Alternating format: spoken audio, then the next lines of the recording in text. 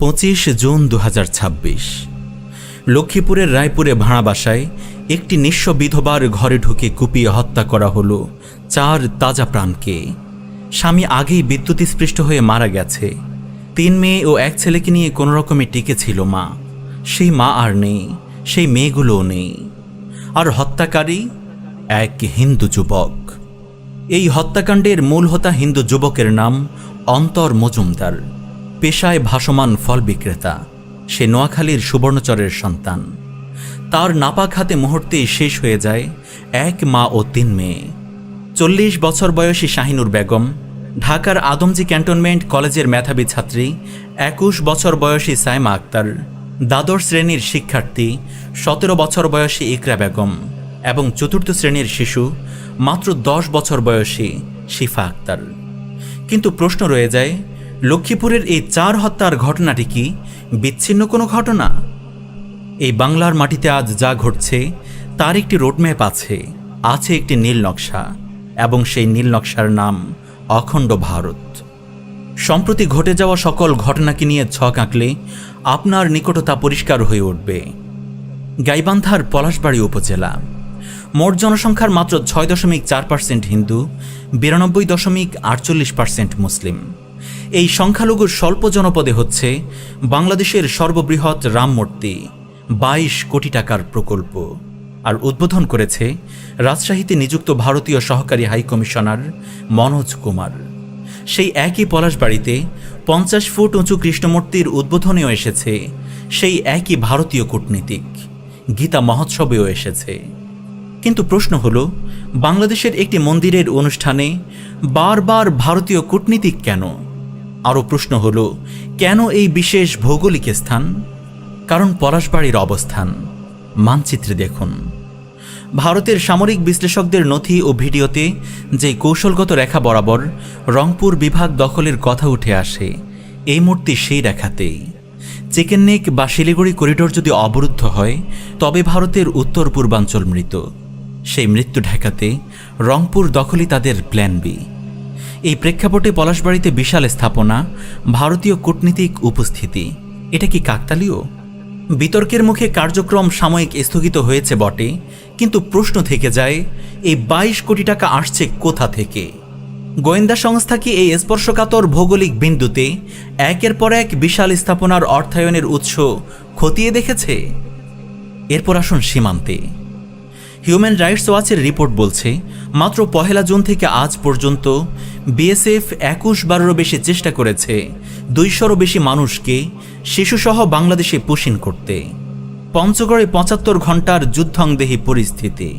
কাঁটাতার কেটে রাতের অন্ধকারে মানুষ ঠেলে দেওয়া। কুষ্টিয়া, চাঁপাইনবাবগঞ্জ, ঠাকুরগাঁওয়ে বিজেপি বারবার ঠেকিয়েছে।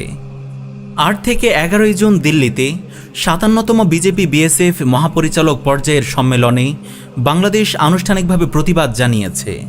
বিএসএফ পুশিনের অভিযোগ অস্বীকার করেছে, কিন্তু সাক্ষীরা বলছেন চোখের সামনে দেখেছেন। এই হলো প্রতিবেশীর ভালোবাসা। আর এই মুহূর্তে ভারতের নতুন হাইকমিশনার দীনেশ ত্রিবেদী বলছে, ভারত ও বাংলাদেশ এক হয়ে যাবে। এক হয়ে যাবে?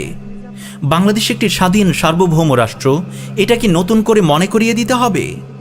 এসব ঘটনাই অতি সাম্প্রতিক। এসব থেকেই বোঝা যায় অখণ্ড ভারত প্রজেক্ট বাস্তবায়নে দিল্লি কিভাবে কোমর বেঁধে নেমেছে। সে এদেশের মুসলিমদের ওপর চাপিয়ে দিয়েছে বছরের পর বছর তাদের হাতে পোষা মগ ধোলাইকৃত উগ্র হিন্দুদের, যারা গেরুয়া পতাকা নিয়ে গেঁড়ে দিচ্ছে স্বাধীন বাংলায়, যা ওপেন চ্যালেঞ্জেরই নামান্তর, যারা ধর্ষণ করছে মুসলিমবঙ্গের শিশু কিশোর থেকে সব বয়সী নারীদের। আর এসবেরই ধারাবাহিক ঘটনা ছিল লক্ষ্মীপুরের এই 4 হত্যা। ভারত তার লক্ষ্য অনুসারেই কাজ করছে, কিন্তু আমরা কি করছি?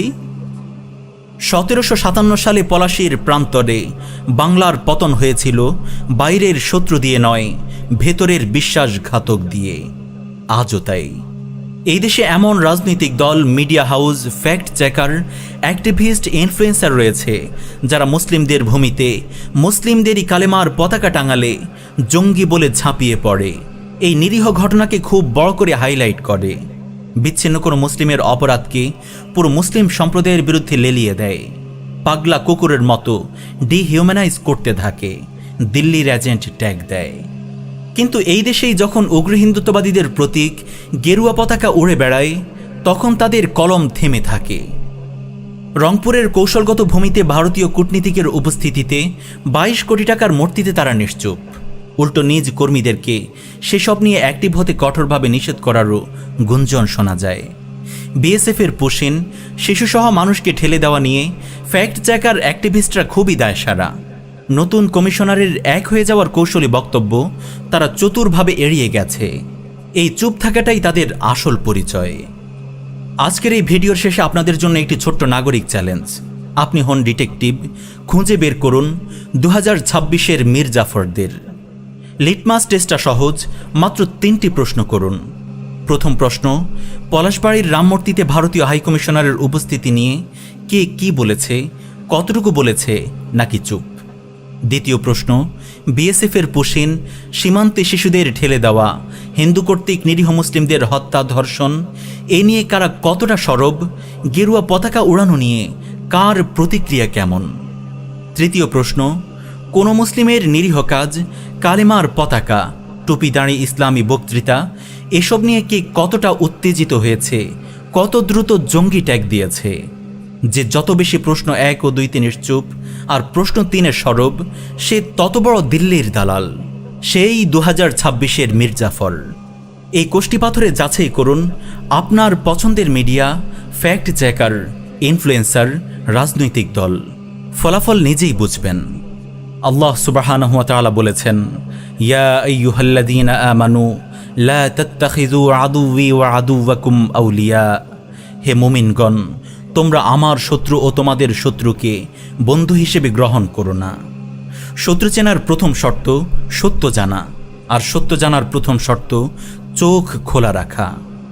মীর জাফরদের কারণে স্বাধীন বাংলার সূর্য একবার ডুবেছে, সেই কলঙ্কের ইতিহাস আমাদের জানা হয়েছে। অতএব দ্বিতীয়বার কিছুতেই আমরা মীর জাফরদের হাতে এই ভূমির সার্বভৌমত্বকে খুন হতে দিতে পারি না। আর মুমিন এক গর্তে 2 বার পড়ে না। অতএব দ্বিতীয়বার কিছুতেই আমরা মীর জাফরদের হাতে এই ভূমির সার্বভৌমত্বকে খুন হতে দিতে পারি না। আর মুমিন এক গর্তে 2 বার পড়ে না।